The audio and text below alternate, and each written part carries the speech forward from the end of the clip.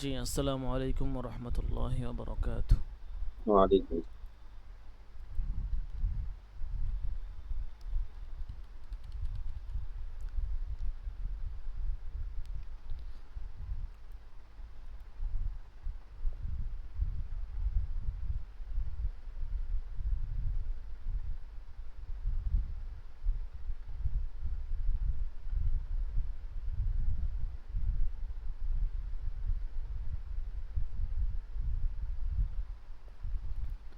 বিসমিল্লাহির রহমানির রহিম। সূরাতুল বাকারার ৪ নম্বর আয়াত। ওয়াল্লাযীনা ইউমিনুনা বিমা উনজিলা ইলাইকা ওয়া মা উনজিলা মিন ক্বাবলিক ওয়া বিল আখিরাতি হুম ইউকিনুন। আর যারা তোমার ও তোমার পূর্ববর্তীদের নিকট যা অবতীর্ণ হয়েছে তার উপর বিশ্বাস রাখে এবং পরকালের উপর সুদৃঢ় আস্থা স্থাপন করে।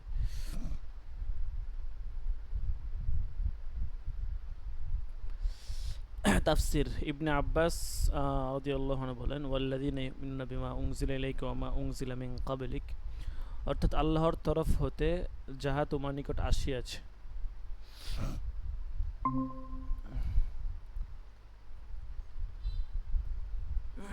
সেগুলোর প্রতি এবং যা পূর্ববর্তী রাসূলদের নিকট আসিয়াছে তার উপর ঈমান রাখে এবং রাসূলের মধ্যে কোনো পার্থক্য সৃষ্টি করে না।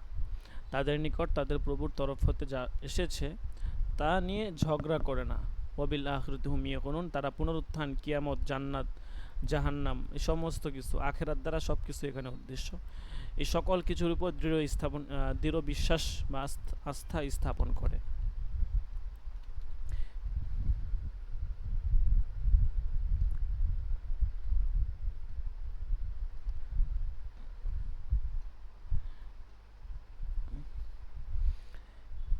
এই আয়াতে কাদের গুণ বর্ণনা করা হয়েছে তা নিয়ে ব্যাখ্যাকারীদের মধ্যে মতভেদ সৃষ্টি হয়েছে। এটা কি পূর্ববর্তী আয়াতে যাদের গুণ বর্ণনা করা হয়েছে তাদেরই গুণ বর্ণিত হয়েছে না অন্য কোনো দলের? অন্য দল হলে তারা কারা, এ নিয়ে ইখতিলাফ আর কি। ইবনে জারির এই ব্যাপারে তিনটি মত দিয়েছেন। প্রথম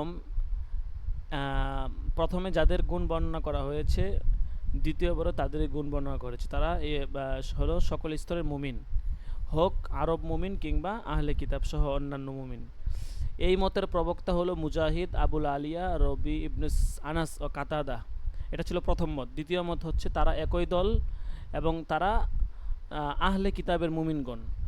প্রথম ও দ্বিতীয় দলের গুণ বর্ণনার মাঝখানে ওয়াও ব্যবহার করে বিভিন্ন ধরনের গুণ বর্ণনা করা হয়েছে।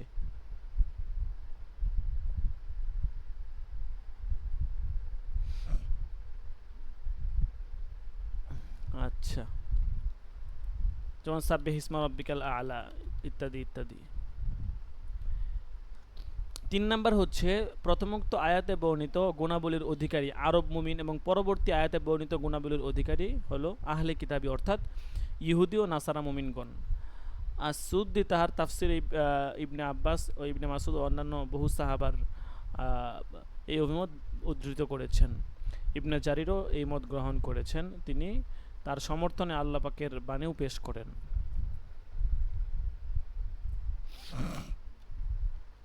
আচ্ছা,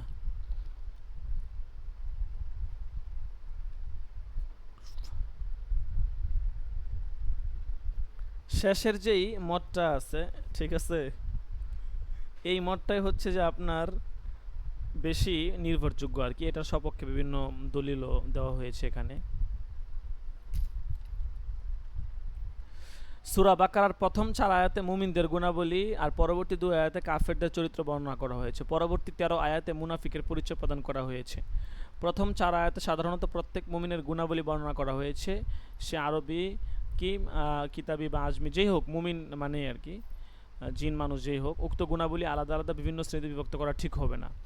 প্রত্যেকের জন্য উক্ত গুণাবলী অপরিহার্য, কারণ এক দলের জন্য ইমান বিল গায়েব, সালাত ও জাকাত শর্ত করা হবে এবং রাসূলের পূর্ববর্তীদের উপর ইমান আনানো শর্ত করা হবে, অন্য দলের জন্য শর্ত হবে না, এমন হতে পারে না। সকলের জন্যই সমানভাবে এটা কি হবে, প্রযোজ্য হবে।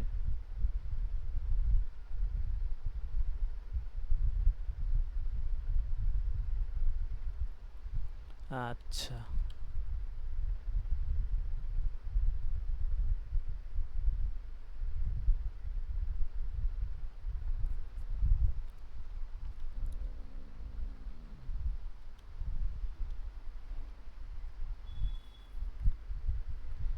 মুমিন কারা? যারা আল্লাহর উপর ঈমান আনয়ন করেন, ঠিক আছে, রাসূলের উপর ঈমান আনয়ন করেন, রাসূলদের মাঝে পার্থক্য করেন না। এই দাবির সপক্ষে কয়েকটা এখানে আয়াত আনা হয়েছে, যে আয়াতগুলোর থেকে এটা প্রমাণ হয় যে সকল মুমিনই আল্লাহ তাআলা, তার রাসূল এবং তার কিতাবসমূহের উপর ঈমান আনয়ন করে থাকেন। তবে আহলে কিতাবদের মুমিনদের বৈশিষ্ট্য রয়েছে, কারণ তারা পূর্ববর্তী কিতাবের সকল কিছুর উপর ঈমান যেরূপ এনেছিল, তেমনি ওই কিতাবের সকল কিছুর উপরেই এই কিতাব অর্থাৎ এই কোরআনের সকল কিছুর উপরেই ঈমান এনেছে। অবশ্য কখনো আবার অন্য মুমিনদের এর পূর্ণতম ব্যাপকতম ইসলামের পূর্ণাঙ্গ অনুসরণের ফলে আহলে কিতাবের দীক্ষিত মুমিনের চাইতেও ঈমানের পাল্লা ভারী হয়ে থাকে।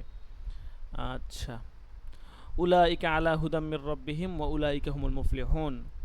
আল্লাহ পাকের বাণী, উলাইকা পূর্বোক্ত গুণাবলী যথা অদৃশ্য বস্তুতে ঈমান, সালাত কায়েম, আল্লাহ প্রদত্ত রুজি বিতরণ, রাসূল সাল্লাল্লাহু আলাইহি সাল্লামের উপর ঈমান আনয়ন, কিতাবসমূহ, আখিরাতের উপর দৃঢ় বিশ্বাস, অর্থাৎ ইত্যাদি যেই বিষয়গুলো আছে, এগুলোতে যারা হচ্ছে পূর্ণ ঈমান রাখে তারাই হচ্ছে সফল। উলাইকা আলা হুদাম মির রাব্বিহিম ওয়া উলাইকা হুমুল মুফলিহুন। আচ্ছা,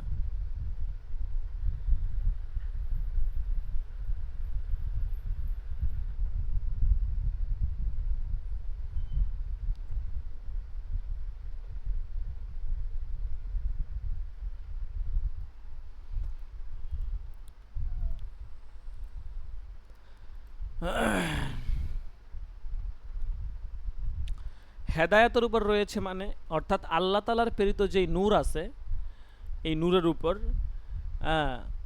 অর্থাৎ তারা সেই নূরের ধারক বাহক আর কি, ঠিক আছে। তাদের প্রভুর পক্ষ থেকে যেই প্রাপ্ত আলো আছে, সেই আলো এবং দলিলের সাহায্যে দৃঢ়তা সহকারে সঠিক পথে চলার তাদের তাদের শক্তি রয়েছে, ঠিক আছে।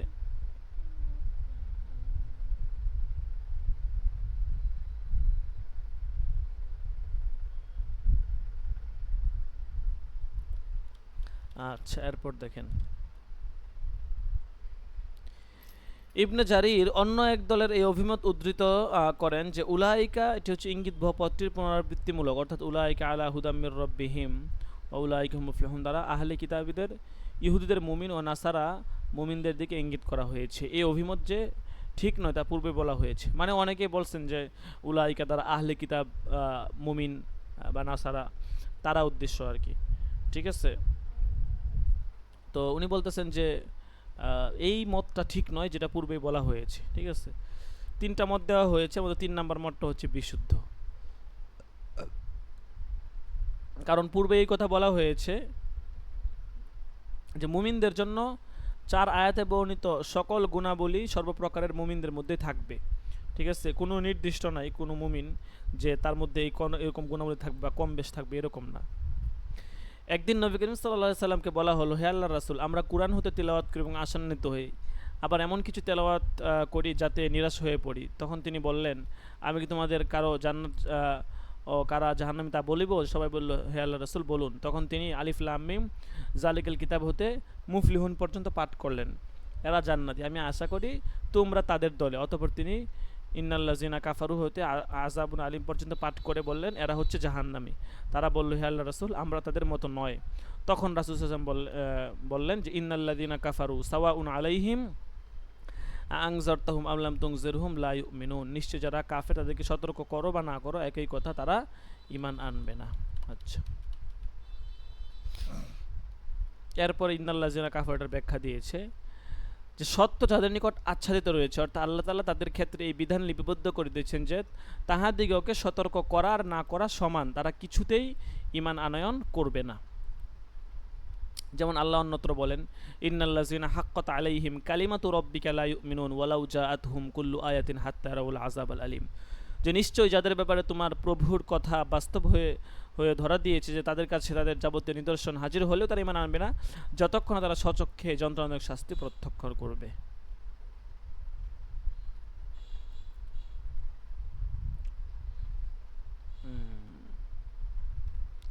আচ্ছা, দেখেন একবার নবী করিম সাল্লাল্লাহু আলাইহি ওয়াসাল্লামের কাছে আরজ করা হলো, হে আল্লাহর রাসূল, আমরা কোরআনের কিছু আয়াত তেলাওয়াত করে অত্যন্ত আশান্বিত হই, আবার কিছু আয়াত তেলাওয়াত করে নিরাশ হয়ে পড়ি, তখন তিনি বললেন, আমি তোমাদেরকে জান্নাতি এবং জাহান্নামের পরিচয় দিব?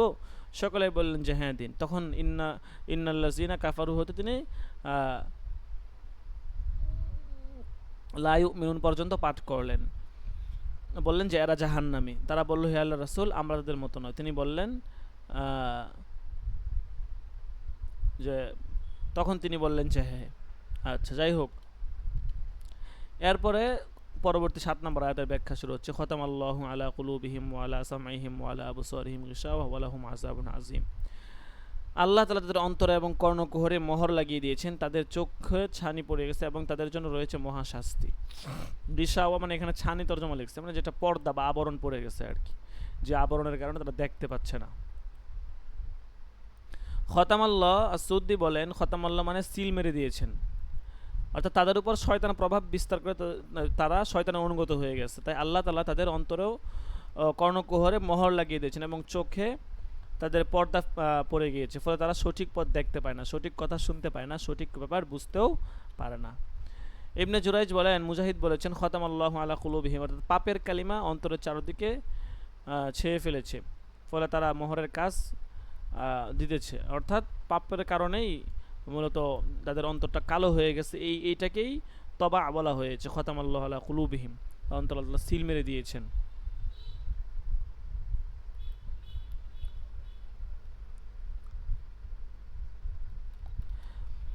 ইবনে জারির বলেন, কেউ কেউ খতামাল্লাহু আলা কুলুবিহিম এই বাক্যটা দ্বারা আল্লাহ তাআলা তাদের অহংকার ভরে ঘাড় ফিরানোর খবর দিলেন। সত্যের ডাক শুনিয়া তারা যে দম্ভ ভরে ঘাড় ফিরিয়ে আনে, যেমন বলা হয় অমুক ইহা যেন শুনতে পায় না, তখন বলা হয় যখন কেউ কোনো কথা শুনতে রাজি হয় না, দম্ভ ভরে অন্যদিকে মুখ ফিরিয়ে রাখে, ঠিক আছে, তখন এই কথা বলা হয়।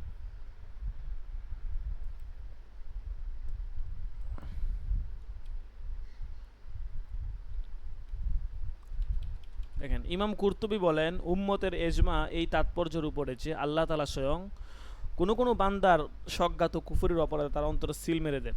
যেমন তিনি বলেন, বালতবা আল্লাহু আলাইহা বিকুফরিহিম, বরং আল্লাহ তাআলা তাদের কুফরির কারণে তাদের অন্তরে ছাপ মারিয়ে দেন, সিল মেরে দেন আর কি।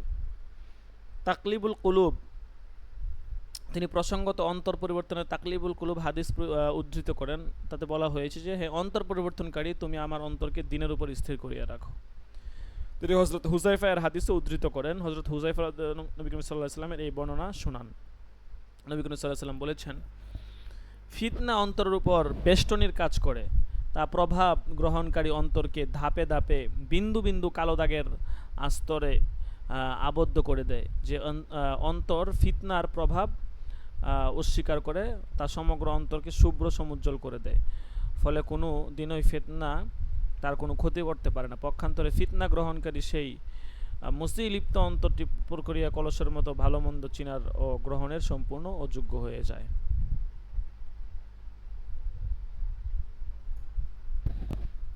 আল্লাহু আকবার।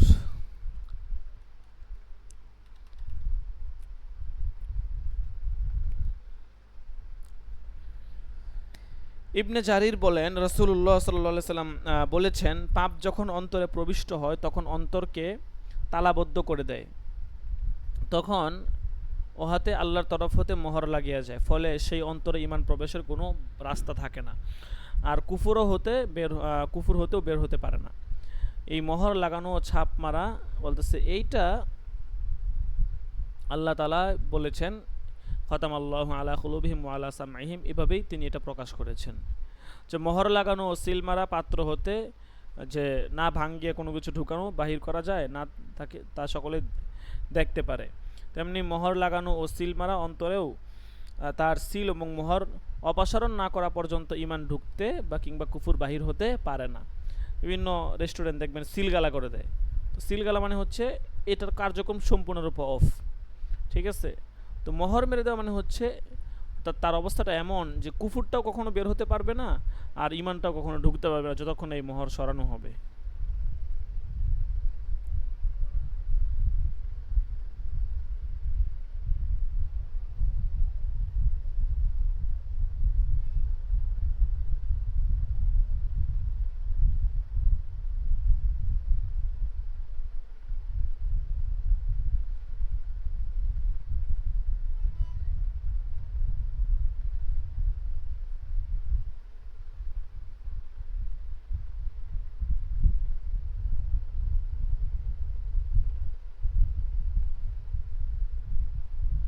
দরস শেষ হওয়ার পর ইনশাল্লাহ আপনার সাথে কথা বলা হবে। আচ্ছা, এরপর দেখেন।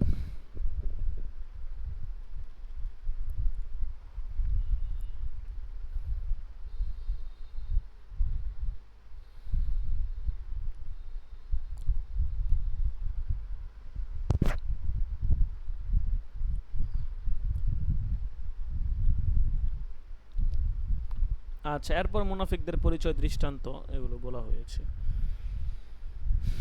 পরবর্তী সবকে মুনাফিকদের পরিচয় এবং দৃষ্টান্ত সম্পর্কে বলা হয়েছে।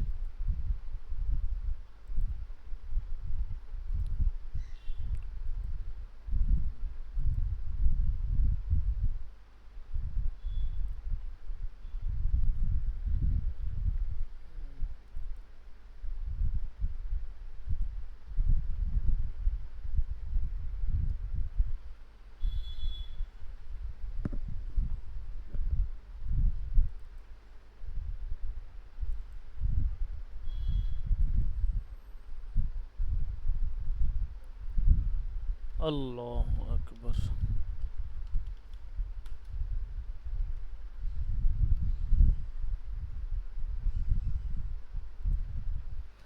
আচ্ছা দেখেন,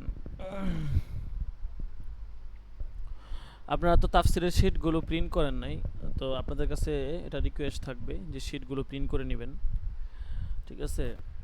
আমি প্রিন্টারের ব্যবস্থা করতেছি, কেনার নিয়ত করেছি, বাকিটা আল্লাহ ভরসা। যদি এখান থেকে ব্যবস্থা করতে পারি তাহলে সেক্ষেত্রে হয়তো খরচটা অনেক কম লাগবে, সহজ হয়ে যাবে আর কি। শিটগুলো প্রিন্ট করে নিলে পড়তে সুবিধা হবে, বিভিন্ন বিষয়ে দেখা গেছে মোতালা করা ধরা সহজ হবে আর কি। পিডিএফ দেখে তো কষ্টকর হয়ে যায়।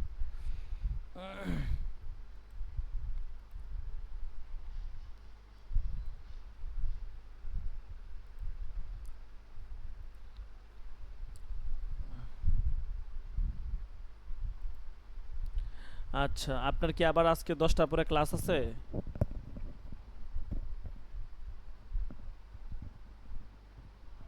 জি হজরত। ও, তাহলে তো ভারী মুশকিলের ব্যাপার স্যাপার।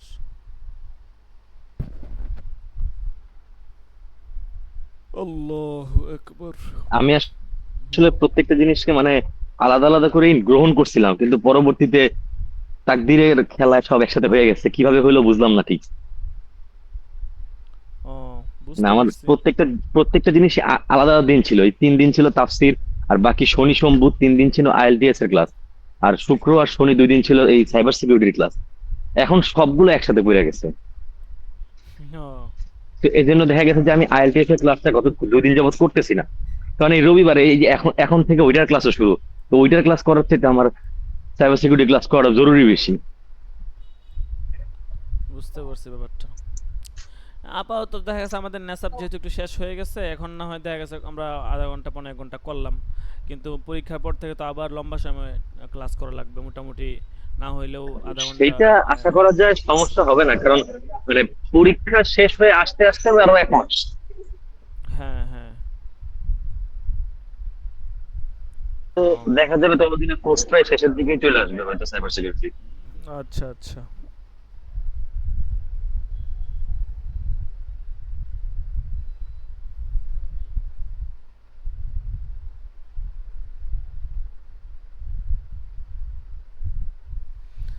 আচ্ছা ঠিক আছে, তাহলে আজকে এ পর্যন্তই থাকুক, ঠিক আছে? 9 নম্বর সবকটা বৃহস্পতিবার দিন 10 নম্বর সবকটা পরে বলো। তবে বৃহস্পতিবার দিন একটু ফ্রি থাকেন, বৃহস্পতিবার দিন আহ, তো বৃহস্পতিবার দিন ফ্রি আছে, বৃহস্পতিবার দিন নাই ক্লাস। হ্যাঁ একটু লম্বা সময় ক্লাস করবো ইনশাল্লাহ, ঠিক আছে? তো প্রস্তুতি জি নিয়ে রাখেন, ইনশাল্লাহ। হ্যাঁ বৃহস্পতিবার ইনশাল্লাহ একটা লম্বা সময় ক্লাস করব।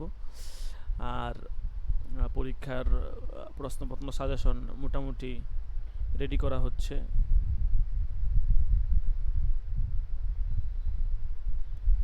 আহ, এই হচ্ছে বিষয়।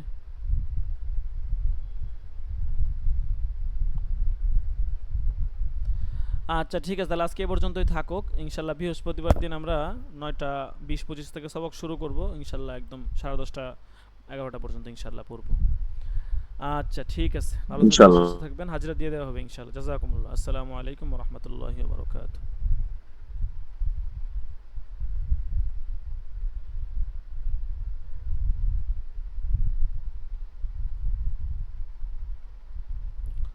জি মাওলানা মাহদি সাহেব আছেন?